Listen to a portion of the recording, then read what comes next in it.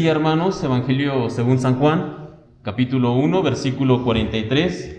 Vamos a continuar en esta mañana con nuestro estudio de los 12 apóstoles del Señor Jesucristo, y lo vamos a hacer vamos a comenzar más bien con uno de los discípulos que era cercano al apóstol Felipe, de quien ya hablábamos la semana pasada. Si usted no estuvo o desea enterarse más o repasar incluso lo que aprendimos acerca de Felipe, le recomiendo que vaya a nuestro canal de YouTube o también a nuestra página de Facebook. Ahí está colgada la predicación de la semana anterior para que podamos conocer más acerca de Felipe.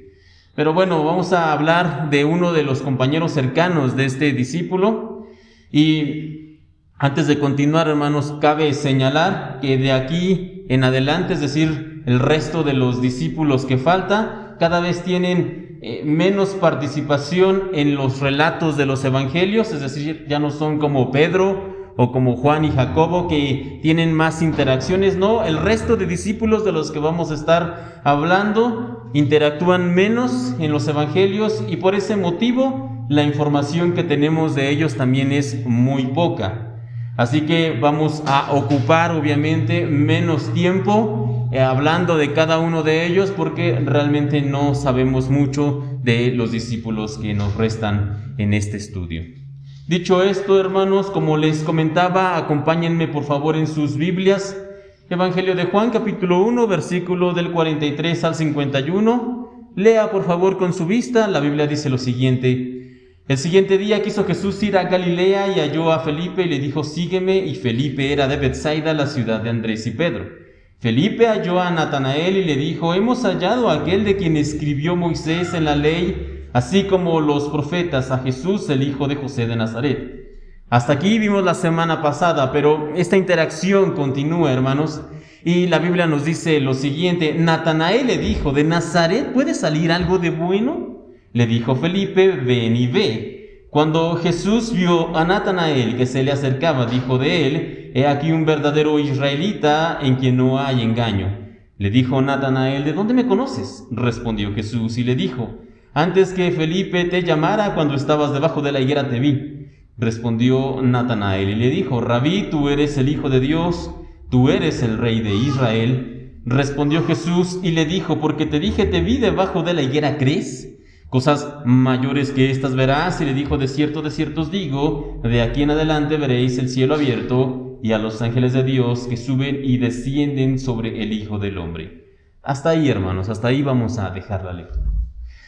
Ahora encontramos aquí a Natanael, que es mencionado en otras partes de los evangelios. Si usted va a las listas de los discípulos, no va a encontrar el nombre como tal Natanael. ¿Por qué? Porque en las listas se le menciona como Bartolomé, que era otra forma que se lo conocía. Recuerde que muchos de los discípulos tenían 2 o hasta 3 nombres. Tenemos el caso de Simón, por ejemplo, que era Simón Pedro.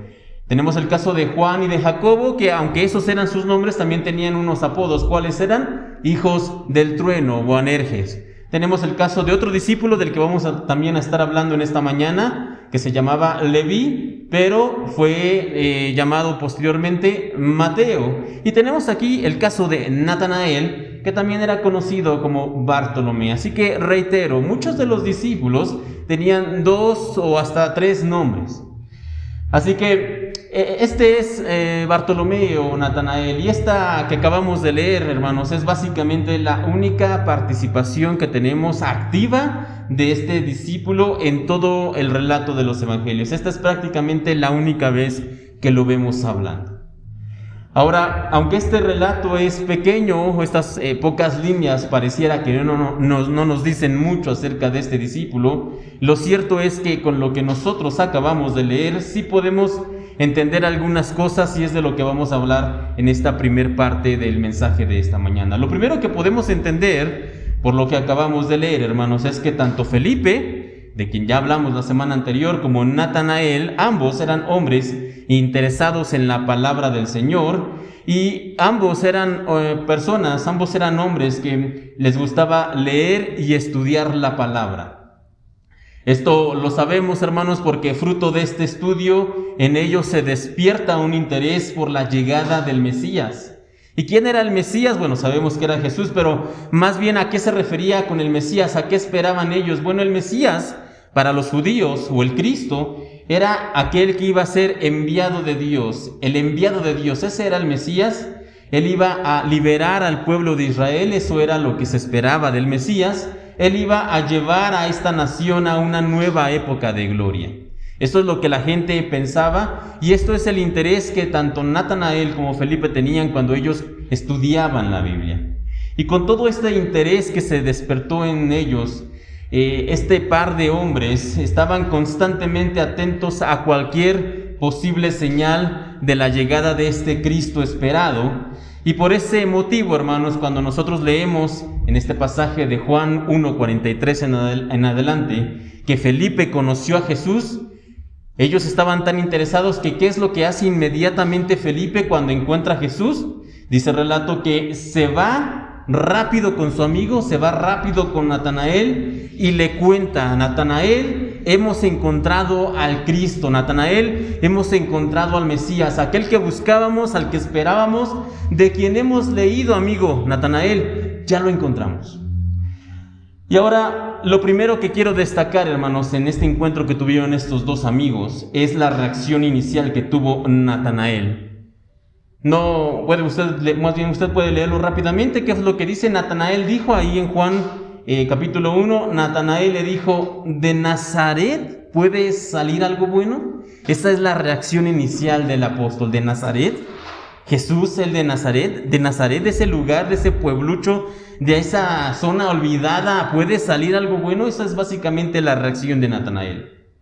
Ahora, es cierto, hermanos, que Nazaret, de donde era el Señor, Nazaret era, sí, un pueblo bastante pequeño, sin mucha importancia. Estaba a un costado de una ruta comercial, pero realmente no era ningún pueblo destacado o famoso. Era simplemente un lugar que estaba ahí. Realmente no es famoso ni en ese entonces ni hasta el día de hoy, hermanos. Nazaret es un pueblo, como les decía, prácticamente olvidado. No tenía mucha importancia y nada destacaba de aquel lugar. Sin embargo, eso realmente no justifica la reacción inicial de Natanael. Por el hecho de que sea un pueblo pequeño, no justifica que Natanael reaccionara de esa manera. De hecho, el mismo Natanael era originario de un pueblo vecino a Nazaret que se llamaba Caná.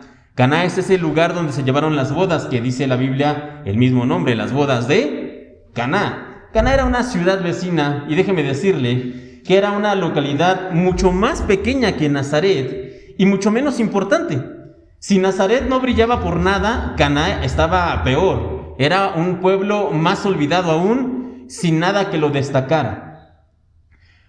Y por lo tanto, hermanos, ante la reacción que vemos de Natanael, de Nazaret puede salir algo bueno, podemos decir hasta este punto que Natanael se comportó como un hombre que hace juicios rápidos. ¿Ha conocido o incluso usted es una persona que hace juicios rápidos?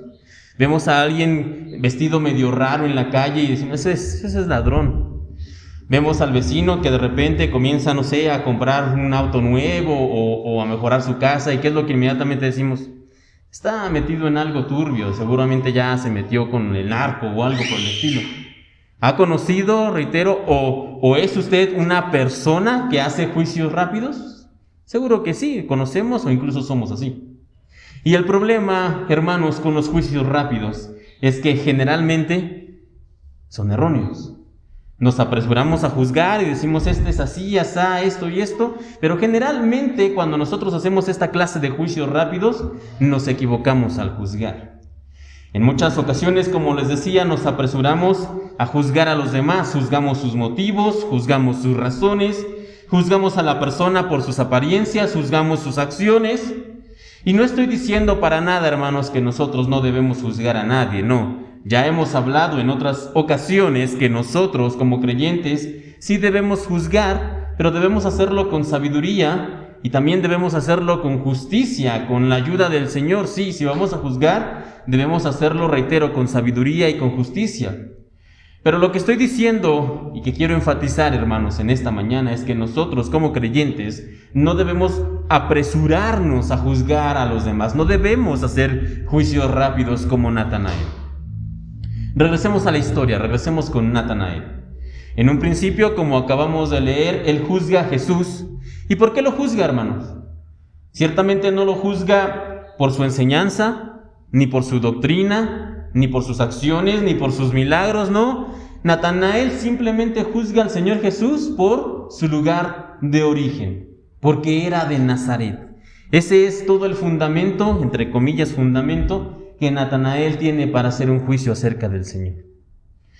Y reitero, nosotros como creyentes no podemos caer en este tipo de actitudes que juzgan todo y a todos de manera apresurada y sin ningún razonamiento, sino que más bien lo que nosotros debemos hacer es seguir el consejo que nos da la palabra. ¿Y cuál es ese consejo?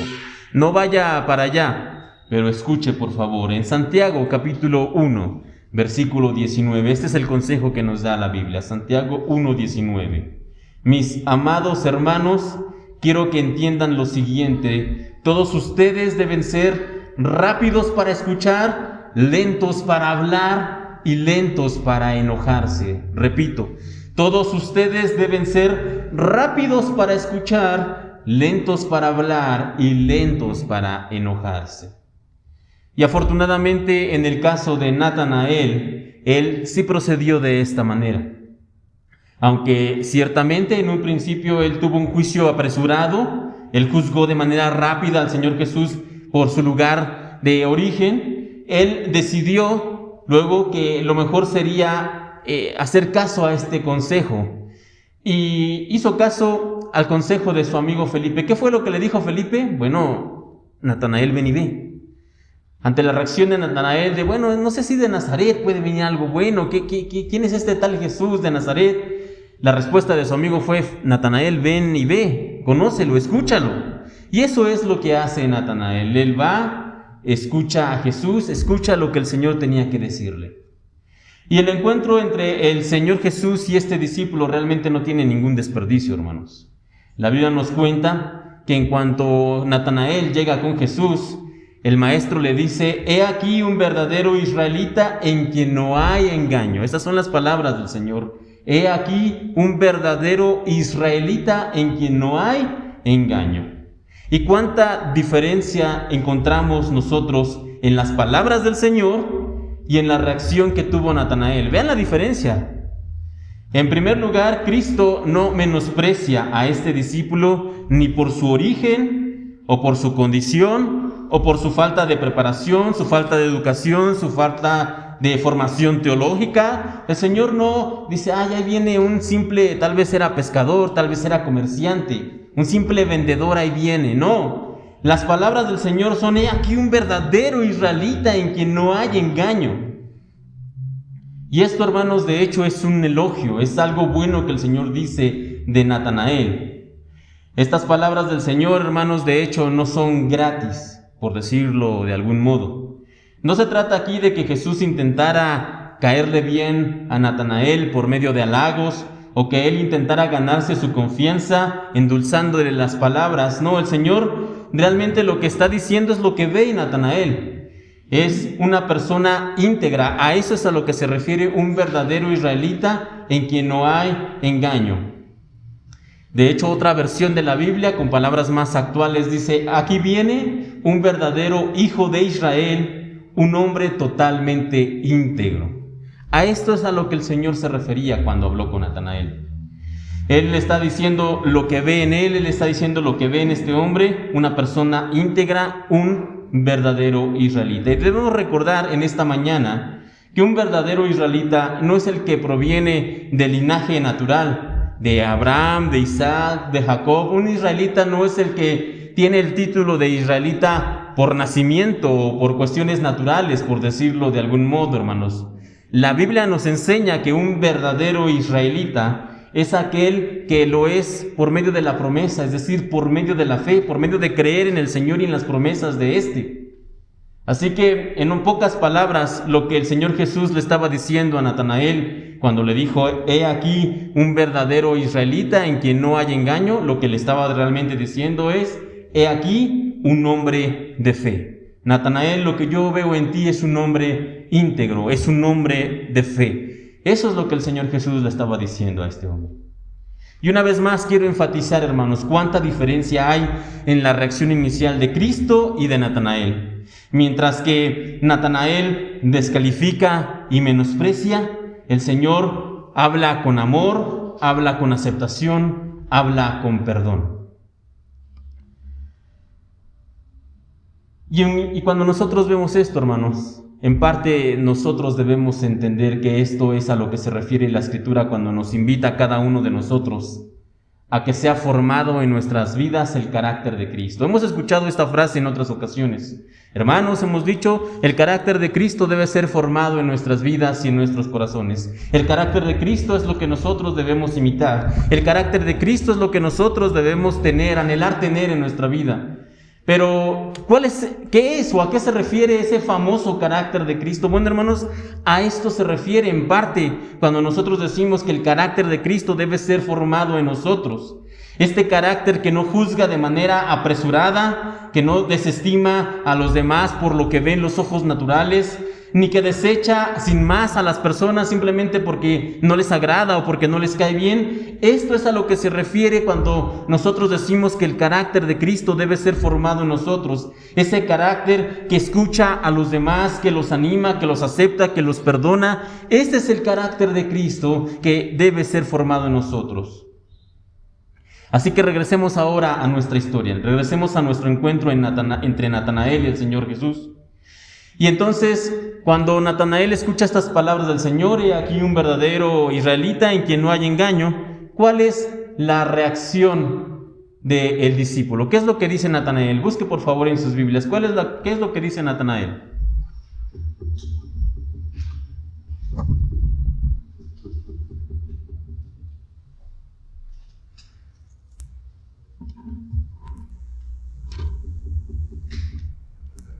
Las palabras del discípulo son: ¿de dónde me conoces? Y resulta curioso, hermanos, la respuesta de este hombre. De todas las cosas que Natanael pudo haberle dicho al Señor, tal vez pudo haber respondido: ¿por qué dices eso, Señor? ¿O por qué dices eso, Jesús? ¿O a qué te refieres con estas palabras que estás mencionando? De todo lo que Natanael pudo responder, lo que él dice es: ¿de dónde me conoces? Y con estas palabras, con esta respuesta, Natanael no solamente está aceptando de lleno el cumplido que el Señor le está haciendo, sino que de alguna manera lo está afirmando, está aceptando y afirmando. Es como si Natanael le dijera: bueno, Jesús, por supuesto que soy un verdadero israelita, soy un hombre íntegro. De hecho, así es como todos me llaman, Natanael el íntegro. ¿Quieres que te muestre mi credencial? Así está bien, así viene en mi identificación, Jesús. Soy Natanael el íntegro, Natanael el verdadero israelita.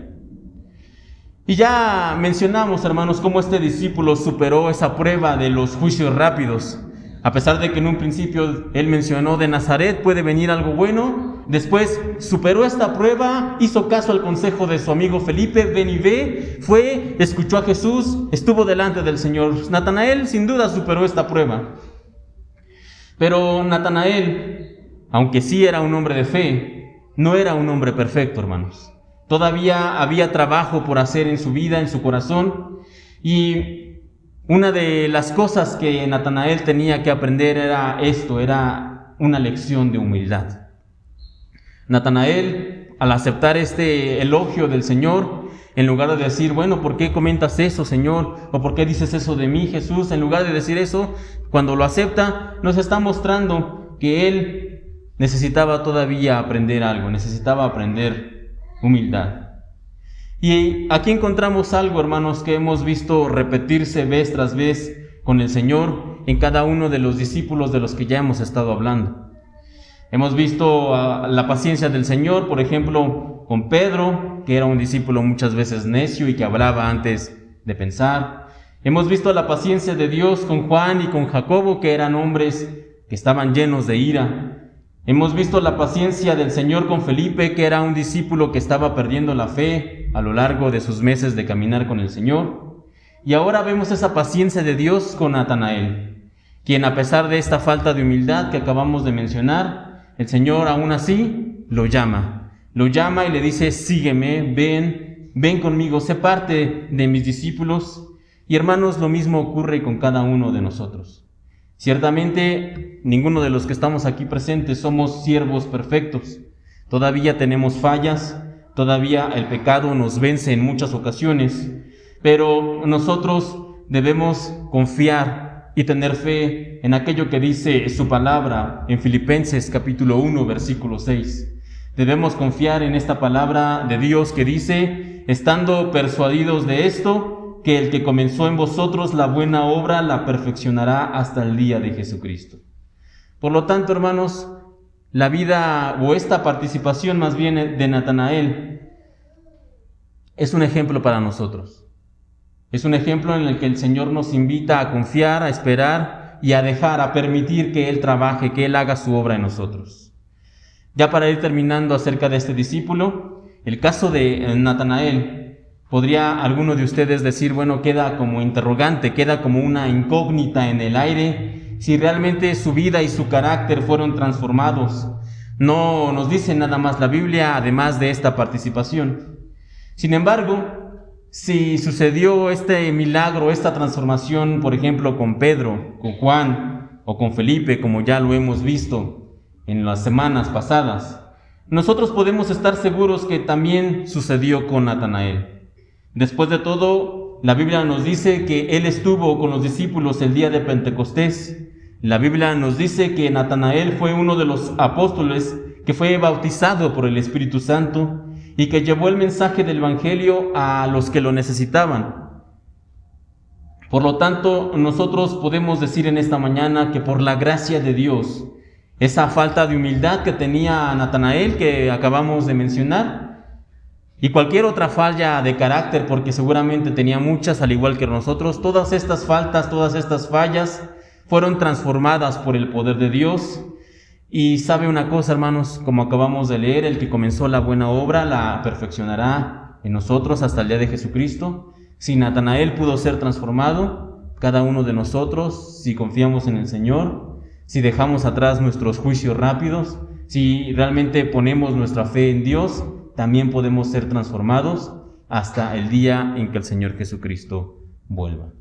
Así que tal vez usted piense, bueno, yo siempre fallo, yo siempre peco, yo siempre estoy cayendo, a mí siempre estoy fallándole al Señor. Hermano, no se desanime.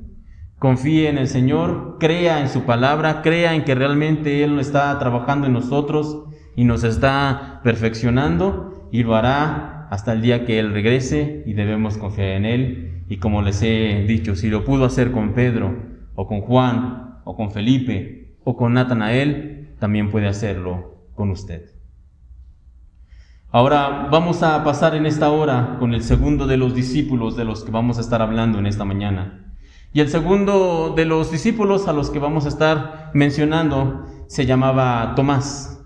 Este discípulo tiene dos sobrenombres, como les estaba comentando. Su nombre con el que lo conocemos es Tomás, pero hay dos sobrenombres más con los que se le menciona. Uno está mencionado en la Biblia y otro sobrenombre se lo hemos dado nosotros como iglesia a lo largo de los años.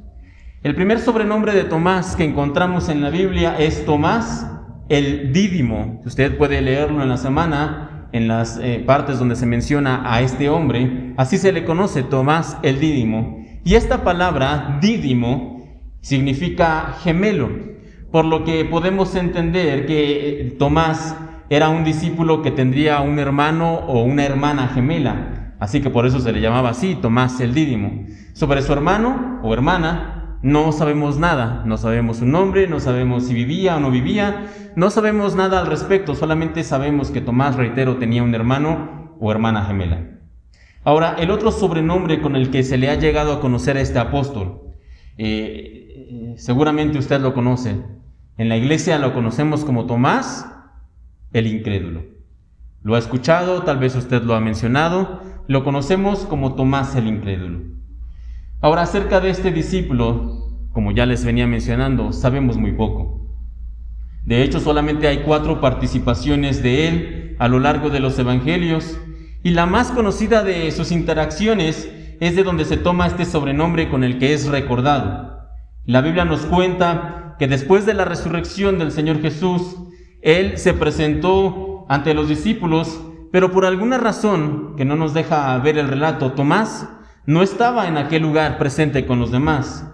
Así que cuando el discípulo regresó a ese lugar un poco más tarde y le contaron lo que había pasado, él no creyó.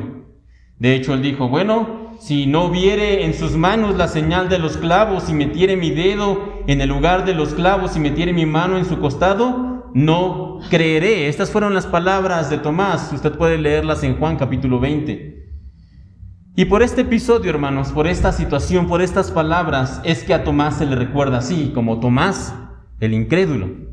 Sin embargo, hermanos, si algo ya hemos aprendido en esta mañana, es que nosotros, como creyentes, no debemos hacer juicios rápidos, por lo que llamar así rápidamente, simplemente por este episodio a Tomás como Tomás el incrédulo, sería caer precisamente en aquello que debemos evitar. Así que no hagamos juicios rápidos, ni llamemos a Tomás el incrédulo simplemente por esta situación, sino que entendamos un poco más la vida y el carácter de este discípulo. Además, hermanos, también quisiera mencionar, ¿no es cierto que en muchas ocasiones nosotros nos parecemos a Tomás?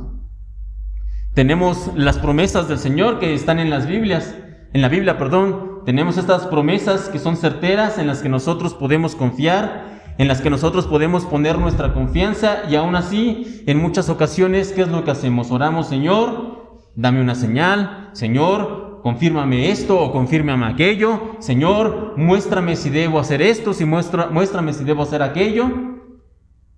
Y al reaccionar de esta manera, hermanos, ¿eso nos convierte en incrédulos? Por supuesto que no. Lo que realmente somos nosotros cuando tenemos esta clase de actitudes, al igual que Tomás, es que somos, como ya mencionábamos, obras en proceso. Somos creyentes cuya vida aún está siendo desarrollada y todavía está siendo transformada a la imagen de Jesucristo. Reitero, nosotros todavía somos obras en proceso, lo mismo que Tomás en esta situación. Así que regresemos al caso de Tomás, hermanos, regresemos con él. Y es verdad que cuando nosotros leemos este relato en donde Tomás no cree, él se muestra como un incrédulo efectivamente al no creer en las declaraciones del resto de los discípulos, pero siendo honestos, hermanos, póngase en los zapatos de Tomás y piense por un momento, ¿qué habríamos hecho nosotros en su lugar? ¿Qué habríamos hecho nosotros si hubiéramos salido por un momento y de repente al regresar nos dicen, Tomás, ¿qué crees? Apareció el Señor, se apareció entre nosotros, el Señor está resucitado. ¿Cómo habría reaccionado usted? Seguramente muchos de nosotros habríamos reaccionado exactamente igual que Tomás. Habríamos dicho, bueno, no es que no te crea, pero hasta que no ponga mi dedo en el hoyo de sus manos y hasta que no meta mi mano en el costado que le atravesaron, entonces no voy a creer. Juzgamos a Tomás rápidamente, como les decía, pero muchas veces nosotros realmente habríamos reaccionado de la misma manera. Seguramente habríamos dicho lo mismo, y sin embargo, hermanos, debemos destacar, o quiero destacar en esta mañana, un punto del carácter de este apóstol que casi nunca es mencionado. Para ello, permítame poner un poco de contexto. Si usted puede leerlo en la semana, lo va a encontrar en el Evangelio de Juan capítulo 11. Juan 11. Ahí se nos cuenta, o se nos da un relato acerca de que el Señor estaba relativamente cerca de una ciudad llamada Betsaida. Y entonces, a pesar de que él estaba a cierta distancia, dice que le mandan unos mensajeros y le dan una noticia. Su amigo, un amigo del Señor llamado Lázaro, estaba muy enfermo, estaba de hecho a punto de morir. El relato nos dice que el Señor, al escuchar estas noticias, no se mueve de inmediato para visitar a su amigo, sino que espera 3 días. El Señor espera 3 días porque había un plan, había un milagro que iba a ocurrir. Seguramente usted lo ha escuchado, tal vez usted conoce esta historia. Pero hay algo más envuelto en todo esto. Los discípulos, cuando escuchan que su amigo Lázaro estaba enfermo y Lázaro era de Betsaida, se preocupan. ¿Por qué? Porque los judíos de Betsaida habían estado hablando en las últimas fechas de que cuando Jesús apareciera, lo iban a matar. Eso era algo bien sabido. Por lo tanto, cuando los discípulos escuchan que posiblemente iban a ir a Betsaida, se preocupan. Cuando el Señor dice, no vamos a ir de inmediato, se tranquilizan. Pero después sucede lo siguiente, hermanos.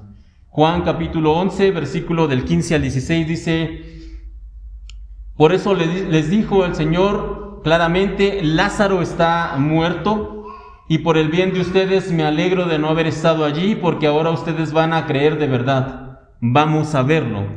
Tomás, de quien estamos hablando, al que apodaban el gemelo, les dijo a los otros discípulos: vamos nosotros también y moriremos con Jesús.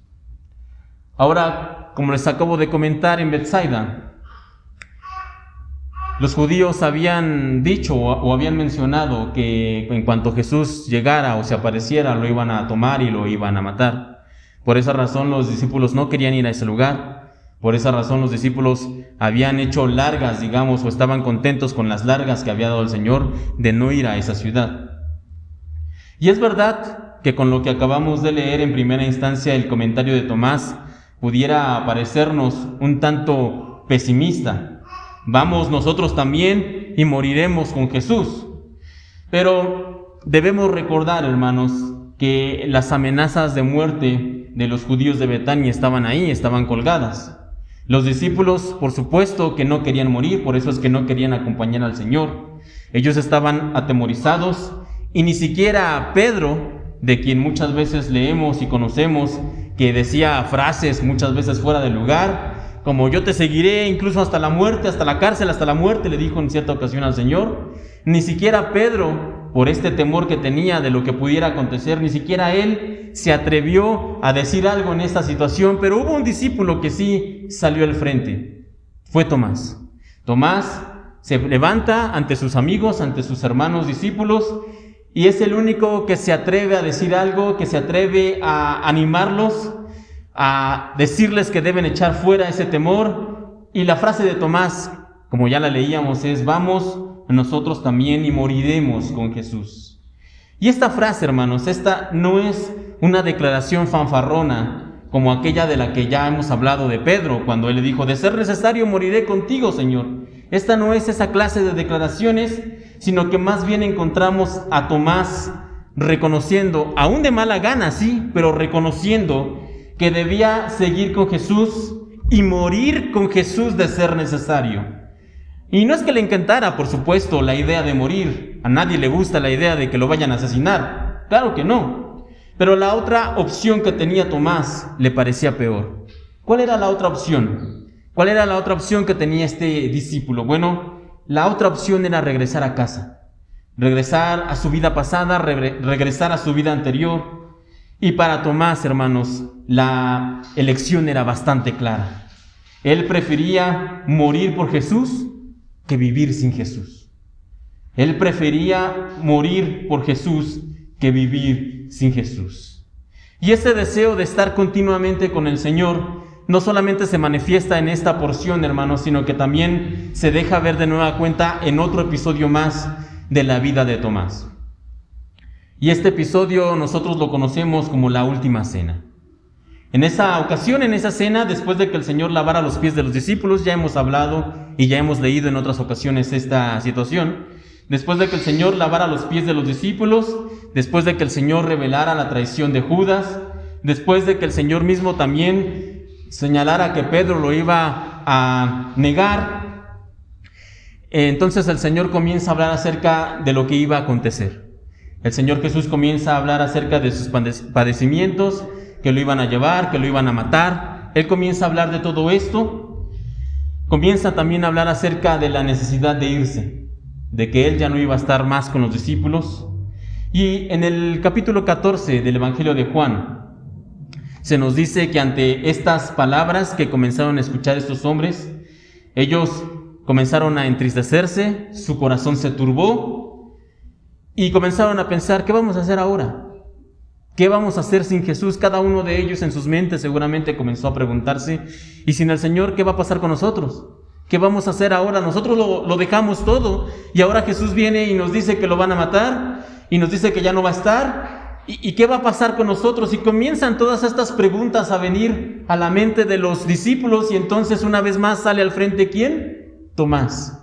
Y hace una declaración y hace una pregunta.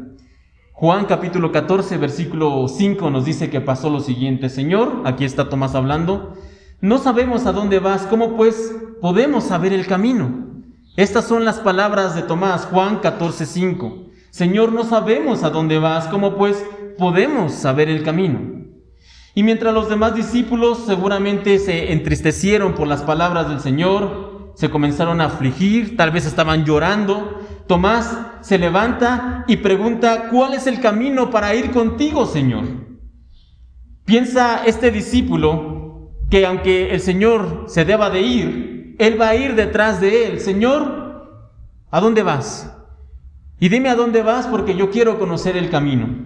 Muéstrame el camino para poder ir detrás de ti. No importa a dónde vayas, Señor, yo te alcanzaré. Yo iré detrás de ti. Como ya les decía, hermanos, Tomás en este punto de su vida prefería morir por Jesús que vivir sin Jesús. Y ante esta pregunta que hace el discípulo, ante esta pregunta de Tomás, se produce una respuesta de parte del Señor que es una de las frases más famosas de toda la Biblia y una declaración, hermanos, fundamental en la fe de nosotros los creyentes. ¿Qué es lo que le responde el Señor a Tomás? No vaya para allá, pero podemos leerlo en Juan 14, 6. Seguramente usted, aunque no conozca la cita, sí conoce las palabras. Juan 14, 6, la palabra o la respuesta más bien del Señor Jesús es la siguiente: yo soy el camino y la verdad y la vida. Nadie viene al Padre sino por mí. Esta declaración no fue dada a un discípulo incrédulo, como suele llamársele a Tomás el incrédulo, decíamos, no, sino que fue dada a un discípulo que estaba deseoso de ir detrás de su maestro. Esta es la respuesta que se le da a un siervo que busca ir detrás de su Señor. ¿Por qué? Porque ya no puede regresar a su antigua vida, porque ahora ama más a Cristo que a cualquier otra cosa en el mundo. Cuando Tomás se entera que Jesús se va a ir, lo primero que pregunta es: Señor, ¿a dónde? Y dime a dónde, porque yo quiero saber el camino, y quiero saber el camino porque quiero ir detrás de ti. Para Tomás era ya imposible concebir la vida sin Jesús. Tomás realmente no era un discípulo incrédulo. Tomás era un discípulo que amaba en gran manera al Señor. Así que cuando nosotros entendemos esto, hermanos, quizá podemos entender incluso un poco mejor a Tomás. Él no estaba con el resto de los discípulos en este episodio que mencionábamos al principio, cuando el Señor se aparece. Él no estaba con los demás en el aposento alto, no porque fuera un discípulo incrédulo, hermanos, sino por el golpe tan duro que había acontecido con la muerte del Señor Jesús. La muerte del Maestro había sido difícil para todos los discípulos, pero para Tomás que amaba estar con el Señor, para Tomás que básicamente su vida se había convertido solamente en Cristo, para Tomás fue un golpe devastador. Por ese motivo podemos pensar, hermanos, que Tomás no estaba con el resto. Los demás estaban tristes, los demás estaban desanimados, tal vez ahí con la cabeza baja, sentados en el aposento alto, pero Tomás no. Tomás no solo estaba triste, Tomás estaba devastado, por eso no se encontraba en ese lugar. Y solemos pensar, cuando recordamos a los discípulos, en Pedro, por ejemplo, como aquel que siempre estaba en convivencia, hablando con el Señor Jesucristo, o solemos pensar en Juan como el discípulo amado, el discípulo que estaba cercano, el que recostó su cabeza en el pecho del Señor. Pero Tomás, hermanos, Tomás era un discípulo que no concebía la vida sin el Señor Jesús. Tomás, reitero, no era un discípulo incrédulo, sino que era un discípulo que amaba profundamente a su Señor. Ahora, ya para ir terminando, la última aparición que tenemos de Tomás en los Evangelios la encontramos en Juan 20. Juan 20, cuando el Señor Jesús se manifiesta por segunda vez frente a sus discípulos, y en esta ocasión la Biblia nos cuenta que sucedió lo siguiente. Permítame leerlo, Juan 20 del 26 al 28. Juan 20 del 26 al 28 dice: 8 días después, estaban otra vez sus discípulos dentro y con ellos Tomás. Y qué curioso que ahora Tomás ya no estaba afuera. ¿Sabe por qué se queda Tomás seguramente con sus amigos, con el resto de los compañeros? porque de alguna manera él esperaba que el Señor regresara así. Si los discípulos habían dicho que el Señor había aparecido, tal vez lo haría de nuevo, y tal vez Tomás albergaba de alguna manera la esperanza de verlo. Y dice, llegó Jesús estando las puertas cerradas y se puso en medio y les dijo, paz a vosotros. Luego dijo a Tomás, pon aquí tu dedo y mira mis manos, y acerca tu mano y métela en mi costado, y no seas incrédulo sino creyente. Entonces Tomás respondió y le dijo, Señor mío y Dios mío. Y no quiero que nos concentremos en esta mañana en las palabras tanto del Señor que le dice pon aquí tu mano, pon aquí tu dedo, no, sino concentrémonos, hermanos, ahora en las palabras de Tomás, en lo que él dice, Señor mío y Dios mío. Y es que generalmente cuando nosotros leemos esta porción, solemos leer esta declaración muchas veces con solemnidad y hasta con estoicismo. La leemos algo así como Señor mío y Dios mío. Casi pensamos que tal vez así Tomás fue como habló con el Señor, pero luego de lo que hemos aprendido en esta mañana de este discípulo de Tomás, ¿realmente podemos pensar que fue así como él lo dijo? ¿Que fue así como pasó las cosas? Imagine, como le he pedido en otras ocasiones, imagine conmigo la escena. Tomás, el discípulo que amaba estar cerca del Señor, el discípulo que amaba la compañía de Cristo, cuyo corazón fue roto en 1000 pedazos cuando su maestro murió en la cruz y que se rehusaba a creer que realmente había resucitado, en ese momento está viendo a su Señor resucitado frente a él una vez más, y una vez más puede tocarlo, una vez más puede abrazarlo, una vez más puede pasar tiempo con él. Y entonces, ¿cuál es la respuesta del discípulo? Imagínenlo en su cabeza. Por supuesto que no es Señor mío y Dios mío, no. Las palabras de Tomás están llenas de gozo y alegría a ver a aquel maestro que pensaba que nunca más iba a volver a ver. Al ver una vez más a Jesús frente a sus ojos resucitados, las palabras de Tomás son Señor mío y Dios mío. Las palabras de Tomás son como aquel hijo pequeño que cuando ve llegar a su padre después de no verlo todo el día, corre y entonces grita con alegría, ¡papá! Y corre a abrazarlo.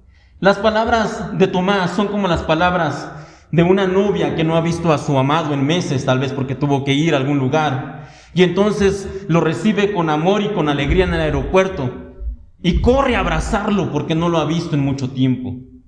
Las palabras de Tomás son las palabras de un siervo que pensó que nunca más iba a volver a ver a su Señor, pero que ahora lo tiene frente a él.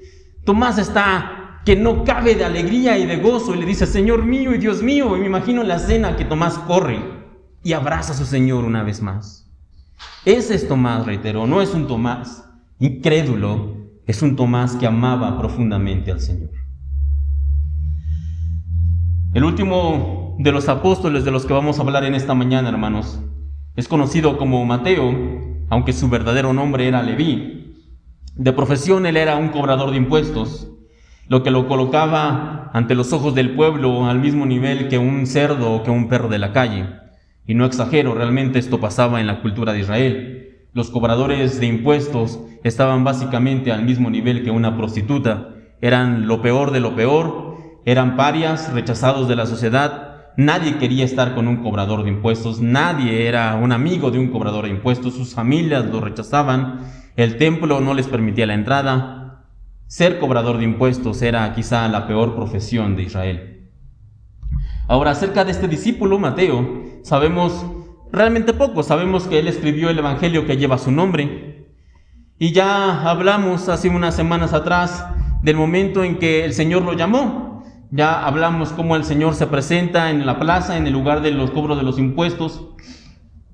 Y sucedió lo siguiente, Mateo 9:9. Pasando Jesús de allí, vio a un hombre llamado Mateo que estaba sentado al banco de los tributos públicos y le dijo, sígueme, y se levantó y le siguió. Ya hablamos hace unas 4 semanas o 5 semanas acerca del llamamiento de Mateo, por lo que no vamos a repetir esa porción en esta mañana. Así que vamos a ir un poco más adelante. Y de hecho, hermanos, esta participación de Mateo en su llamado y lo que sucede a continuación es básicamente el único episodio en el que este discípulo tiene una interacción. Nosotros sabemos que era parte de los 12 apóstoles porque se le menciona en todas las listas, y sabemos también que escribió un evangelio. ¿Por qué? Porque lleva su nombre. Sabemos su ocupación porque él la deja ahí registrada cuando él mismo escribe esto que sucedió en el evangelio de Mateo, pero básicamente es todo lo que conocemos de este hombre. No obstante, aunque esta es la única aparición que tiene este discípulo, hay bastantes cosas que podemos aprender de él, pero vamos a concentrarnos en una específicamente en esta mañana. Ahora, en Mateo, si lo busca conmigo, Mateo,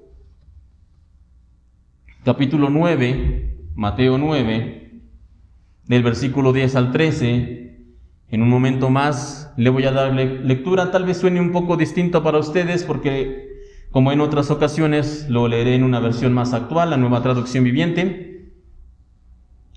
Pero en Mateo 9, del versículo 10 al 13, la palabra de Dios nos dice que pasó lo siguiente. Esto sucede inmediatamente después de que el Señor llamara a Leví o a Mateo. Mateo 9, del 10 al 13, la Biblia dice: más tarde, Mateo invitó a Jesús y a sus discípulos a una cena en su casa, junto con muchos cobradores de impuestos y otros pecadores de mala fama. Cuando los fariseos vieron esto, preguntaron a los discípulos: ¿por qué su maestro come con semejante escoria? Cuando Jesús los oyó, les dijo: la gente sana no necesita médico, los enfermos sí. Luego añadió: ahora vayan y aprendan el significado de la siguiente escritura: quiero que tengan compasión, no que ofrezcan sacrificios. Pues no he venido a llamar a los que se creen justos, sino a los que saben que son pecadores. Ahora nos encontramos en este pasaje de primera instancia a los fariseos. ¿Y quiénes eran los fariseos? Bueno, ya hemos mencionado en otras ocasiones que ellos eran la élite religiosa del pueblo de Israel. Ellos eran los más santos entre los santos y los más piadosos entre los piadosos de todo el pueblo. ¿Y qué es lo primero que hacen estos santos y piadosos hombres de Dios? Dice aquí que lo primero que hacen al presentarse en ese lugar es que ejercen un juicio rápido. ¿Y qué es lo que dicen? Comienzan a insultar, comienzan a señalar, incluso están ahí y dicen: bueno, ¿estos con los que estás, Jesús? Todas estas personas, ¿sabes quiénes son? Son la escoria de Israel, dicen ahí. Sin embargo, además de los fariseos, también encontramos a un personaje muy importante. Encontramos al Señor Jesús. El Señor estaba ahí, no a la distancia, no a lo lejos, no, sino que el relato nos dice que estaba sentado entre ellos. Obviamente no como uno más de todos estos pecadores, pero sí estaba cumpliendo ahí el Señor entre ellos el llamado que también nos ha hecho a nosotros. Él estaba siendo la luz del mundo y la sal de la tierra. Y a pesar de su divinidad, de la divinidad de Cristo, o de su santidad, o de su justicia, el Señor no desprecia a ninguno de los que estaban en este grupo. Estos, por supuesto, eran los amigos de Mateo. Los amigos de Mateo eran cobradores de impuestos como él, rameras, pecadores de mala fama, como dice el relato. Y los que ejercen un juicio rápido, como ya hablamos en esta mañana, lo primero que dirían es: ay, Mateo, Mateo, Mateo, qué mala elección de amigos hiciste, Mateo. ¿En qué malos pasos debes de estar, Mateo? Pero lo cierto, hermanos, es que debido a la profesión de Mateo, él no tenía mucho de dónde elegir. Como ya mencioné, los cobradores de impuestos eran lo peor, eran los peor vistos en todo el pueblo. La gente los rechazaba, estaban vetados del templo, eran odiados, eran maltratados, eran despreciados. Ni siquiera su familia los quería, hermanos. Por lo que generalmente a esta clase de personas lo que les quedaba, o la única opción que tenían, era recurrir a esta clase de malas amistades. Nadie más los quería, así que tenían que recurrir a estas malas amistades, entre comillas. Y el Señor Jesús sabía esto, y Él lo sabía cuando llamó a Mateo. Él lo sabía cuando aceptó la invitación de Mateo de ir a su casa. El Señor sabía a qué clase de personas iba a encontrar en esa reunión. Él lo sabía. Pero tal situación, lejos de ser un impedimento, fue una oportunidad. ¿Para qué? Para mostrar su misericordia. Tal como el mismo Señor lo señala en lo que acabamos de leer: la gente sana no necesita médico, los enfermos sí. Luego entonces, de Mateo nosotros podemos aprender, hermanos, que ninguno de nosotros, de los que estamos aquí presentes, ningún servidor en la iglesia, ni el pastor, ni los músicos, ninguno de nosotros como hermanos, como creyentes, como hijos de Dios, ninguno de nosotros estamos para juzgar quién es digno de recibir el evangelio y quién no lo es. Ese no es nuestro trabajo, hermanos. Nosotros simplemente, como dice la palabra, somos sembradores. Y nuestro trabajo como sembradores es llevar la buena semilla del evangelio. Y si la tierra resulta fértil, si la tierra da crecimiento, si lleva fruto esa semilla, eso no lo determina ninguno de nosotros, eso lo determina el Señor. Nosotros simplemente debemos cumplir con nuestra misión, con nuestra labor y nada más. Y esa labor, reitero, es llevar y sembrar la semilla. El crecimiento, si es buena tierra, si da fruto, eso ya es trabajo de Dios, no de nosotros. Y en la misma línea de pensamiento, el Señor Jesús nos da un consejo, no solo para los fariseos que estaban en aquel lugar, sino que nos da un consejo para ellos y para nosotros, un consejo para todos. En aquella reunión, como decíamos, estaba la gente, la peor de Israel. Y el consejo del Señor es el siguiente. Lo acabamos de leer en Mateo 9:13. Dice: id pues, y aprended lo que significa misericordia quiero y no sacrificio, porque no he venido a llamar a justos, sino a pecadores al arrepentimiento. Id pues, y aprended lo que significa misericordia quiero y no sacrificio. Este es el consejo que el Señor le da a estos fariseos, pero que también deja para nosotros. En la historia de lo que estamos leyendo, Mateo, el cobrador de impuestos, cuando fue llamado, recibió la misericordia de Dios. En ese punto es cuando Mateo recibe la misericordia. Nadie lo quería, nadie confiaba en él, nadie daba nada por Mateo, pero el Señor se presenta y le dice a Mateo: sígueme. Esa es la misericordia de Dios. ¿Y qué fue lo que hizo Mateo inmediatamente después de recibir esa misericordia? Se subió en su pedestal y dijo: yo soy digno. Yo soy de los llamados, yo soy de los escogidos, ni se acerquen ni me toquen, es más, ni me vean, porque yo soy de los santos de Dios. ¿Eso fue lo que hizo este hombre? Claro que no. Más bien lo que hizo Mateo fue dar un banquete, invitar a sus amigos, llamarlos a los que conocía, de tal manera que se pudiera extender a otros la misericordia que él mismo había recibido, porque lo que hemos recibido de gracia, debemos darlo de gracia. Por lo tanto, hermanos, nuestra oración debiera ser cada día: Señor, ayúdame a entender realmente la misericordia que tú me has dado. Señor, ayúdame a no olvidar la misericordia que he recibido de ti. Señor, ayúdame a compartir con otros la misericordia que has dado en mi vida. Misericordia, misericordia y misericordia. Es algo que no debemos olvidar, hermanos. Ya para terminar, Natanael, Tomás, Mateo y también Felipe. Ellos son los 4 hombres que componen el segundo grupo de discípulos del Señor del que hemos estado hablando. Y ellos, como hemos visto, eran hombres con muchas imperfecciones, lo mismo que cada uno de nosotros. Eran hombres sin preparación, no tenían grandes talentos y sin duda, si corriera de nuestra cuenta, no serían los candidatos que habríamos elegido para la misión de llevar el evangelio. Nosotros no los habríamos elegido, pero el Señor sí. El Señor sí los llamó, el Señor los eligió. Y en esta elección que nuestro Dios hizo, nosotros podemos aprender muchas lecciones de la vida de estos hombres.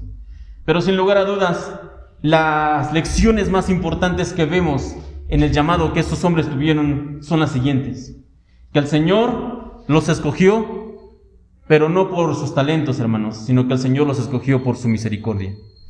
Que el Señor los llamó, pero no porque fueran grandes, o eruditos, o educados. No, el Señor los llamó solo por su gracia.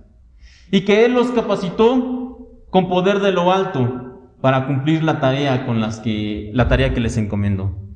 Ellos lograron lo que lograron, hermanos. Ellos llevaron el evangelio no por su fuerza, ni por su voluntad, ni por su capacidad.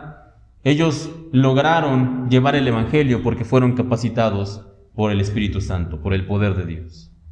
De esta manera, hermanos, nosotros debemos entender esto, recordarlo siempre. de tal forma que en el final de los tiempos, si en su gracia el Señor lo permite, cuando nos encontremos en el cielo, ante el trono de Dios, junto con todos los santos, junto con nuestros hermanos, estos discípulos de los que estamos hablando, nosotros que estamos aquí reunidos, los que se han adelantado o están ya con el Señor, todos nosotros podamos decir aquellas palabras de Primera de Timoteo 1:17.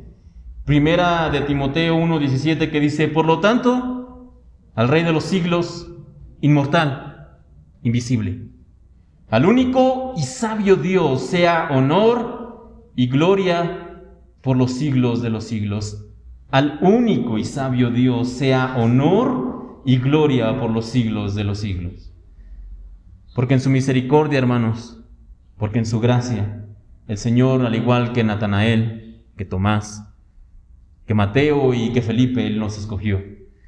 No por nuestras obras de justicia, ni por nuestra santidad, ni por nuestra bondad, sino solo por su misericordia y por su gracia. Y esto es algo que no debemos olvidar.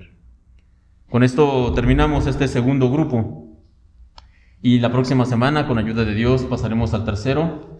Y si es posible, también la próxima semana terminaremos este estudio. Por lo demás, hermanos, terminamos en este domingo. Le voy a pedir que por favor se ponga de pie, cierre sus ojos, vamos a hacer una oración. Luego de la oración, vamos a entonar un canto más y estaremos despedidos. Cierra sus ojos, hermanos, vamos a orar.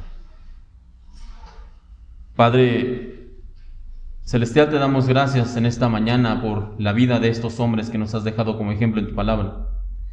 Te damos gracias porque tu palabra no oculta sus fallos ni sus errores. Y por esta razón nosotros tenemos esperanza en que podemos ser transformados. Tenemos esperanza en que tú puedes ir quitando el pecado de nuestras vidas y formando el carácter, tu carácter, Señor, en nosotros. Te damos gracias porque estos hombres, aun con todas sus limitaciones e imperfecciones, tú los has dejado como ejemplo de lo que puedes hacer en la vida de los que creen en ti. Gracias, Señor, por hombres como Natanael, como Tomás, como Mateo y como Felipe. Gracias porque de ellos aprendemos que en ti, depositando nuestra fe y confianza, tenemos esperanza. Gracias por tu misericordia. Gracias por tu gracia. Ahora, Señor, en esta semana nos ponemos en tus manos para que, por favor, tú nos guardes y nos ayudes en este tiempo. Que tú nos protejas, por favor, cuando salimos y regresamos, que nos guardes con tu poderosa mano. Que sigas guardando a nuestros hermanos, a sus familias en esta situación por la que estamos atravesando, de toda enfermedad, de todo virus. Que tú, Señor, sigas bendiciendo a los médicos, que les protejas, que ayudes a los que están enfermos con paz y con paciencia, que los fortalezcas. Y también, Señor, por aquellos que están pasando por pérdidas, en el dolor y en el sufrimiento, que tú les ayudes, que tú les traigas paz, que tú les traigas consuelo, que tú les des fuerza. Guárdanos ahora en esta tarde, en este domingo. Ayúdanos a pasar un buen domingo. Guárdanos en este tiempo, Señor, por favor. Una vez más, gracias por esta semana que comienza. En tus manos nos encomendamos, en el bendito y santo nombre de tu Hijo, el Señor Jesucristo. Amén y amén.